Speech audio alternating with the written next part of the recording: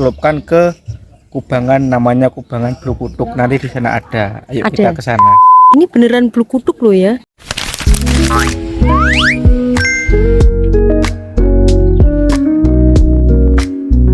Ini jalan ke Kayangan Api. Yeay. Dari pintu masuk kita masih lurus terus. Sini, teman-teman. Ya. Jalannya sudah bagus ya. Okay.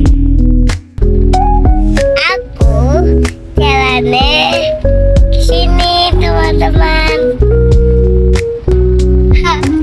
Wah, ternyata masuknya itu lumayan ya. Berapa meter ini ya? 1 kilo. Hampir 1 kilo masuknya. Wow, lihat Wow. itu. Lihat itu. Kita sudah sampai. Sudah sampai. Yeay, kita sudah Kayangan sampai. api. Kita lihat di dalam kayangan api nanti ada apa aja, oke? Oke.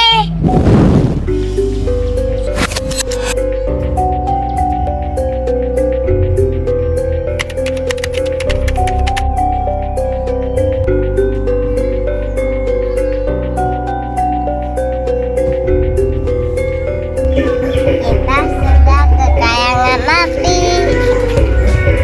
Ayo kita lanjut.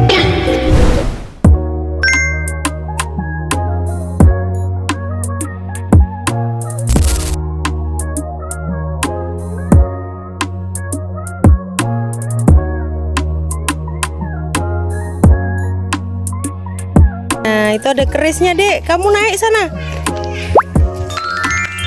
Berani nggak? Keris kayangan api. Ini kata ayah, ini dulu di videonya ayah, ini yang buat adalah Empu Supo. Empu Supo Kriyokusumo. Nah, ini Empu Supo ini dulu adalah pandai besi. Iya ya, Pemandi. pemande.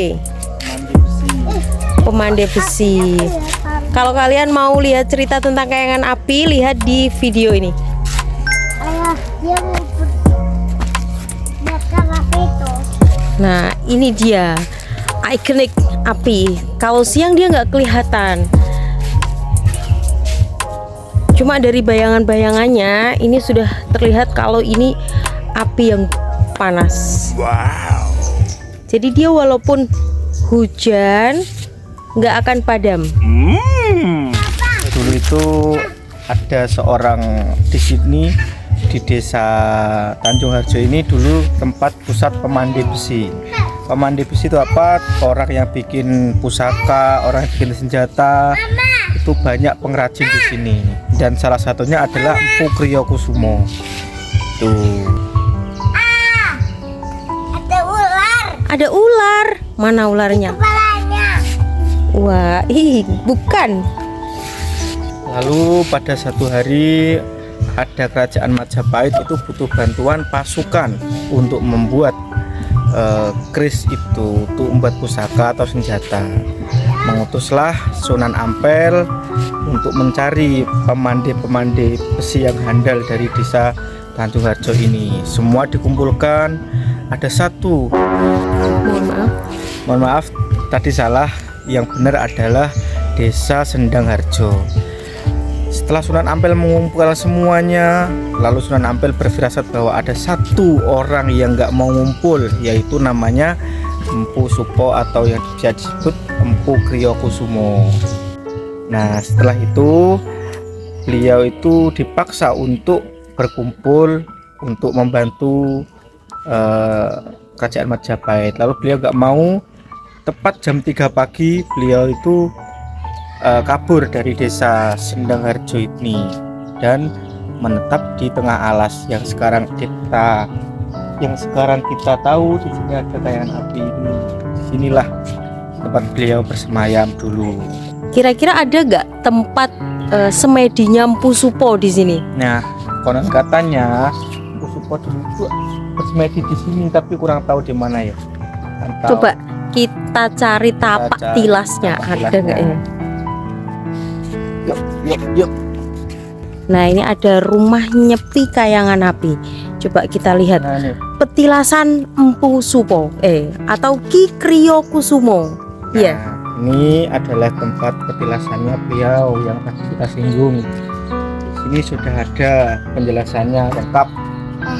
Sini itu teman-teman. Nah, petilasan Ki Kriyo Kusumo di Kayangan Api. Jadi di sini ternyata orang Asem hebat-hebat ya. Sejaduk. Ayo kita Coba kita cari lagi. Kita menemukan apa lagi di sini? apa lagi ya di sini ya.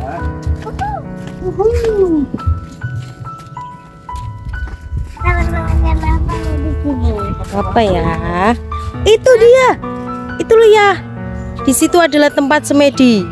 Oh iya teman-teman, ini ada tempat semedi Kusumo. Nah, disinilah. Kusupo atau Empu Kriyo Kusumo bersemedi dan bersemayam di sini. Ini ditandai dengan gubuk kecil sama pemerintah Bojonegoro. Ini tempat Eyang Kriyo Kusumo untuk bersemedi.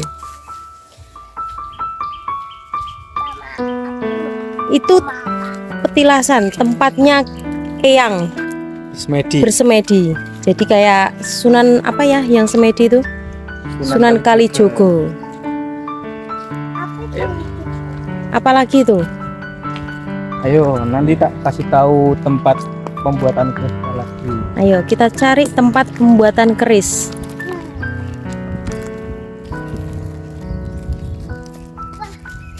Nah, ini kayak rumah zaman dulu sih kayak gini ya. Jadi rumahnya modelnya tuh kalau di Jawa joglo kayak gini. Rumah panggung. Rumah panggung. Iya deh, kan karena dulu kan hutan-hutan, jadi banyak kayak hewan-hewan buas, ular. Jadi dibuat rumah panggung seperti ini biar bebas dari ular ataupun binatang buas yang lainnya.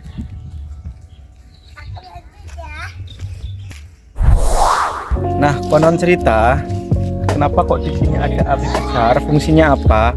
Jadi pemandai besi itu menempa besinya itu supaya lunak itu pakai bara api yang membara, dan inilah salah satu bukti bahwa di sini itu tempat pemandaian besinya Empu Kriyo Kusumo.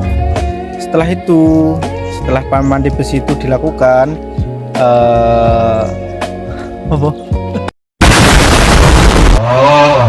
setelah ditempa dan dipandai itu dicelupkan ke kubangan namanya kubangan Blukutuk. Nanti di sana ada. Ayo Ada. kita ke sana. Ayo deh, kubangan Blukutuk. Let's go. Nyari kubangan Blukutuk.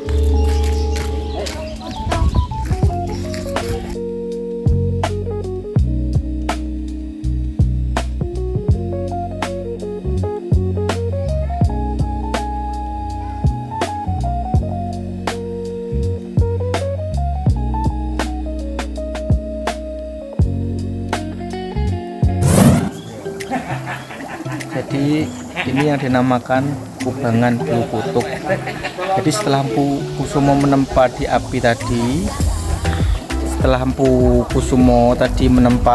beliau mendinginkan senjata atau pusaka tadi ke sini.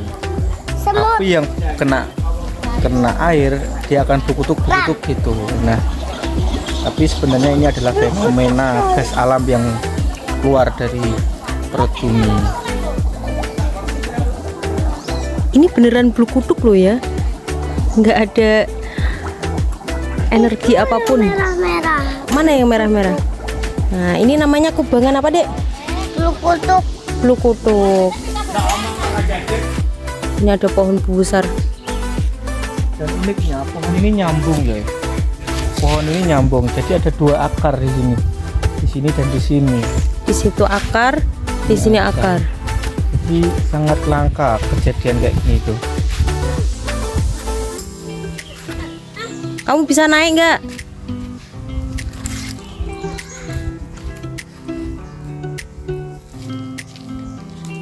Wes kayak Jabal Rohmah nek. Santi Fata, Santi. Monok Semadiun. Kenanang Eli. Ki Nanang Mbak Eli ki sek ora iki? Cek teman-teman kekayangan apinya. Sekarang kita pulang. Sekarang kita pulang. Dadah. Dadah.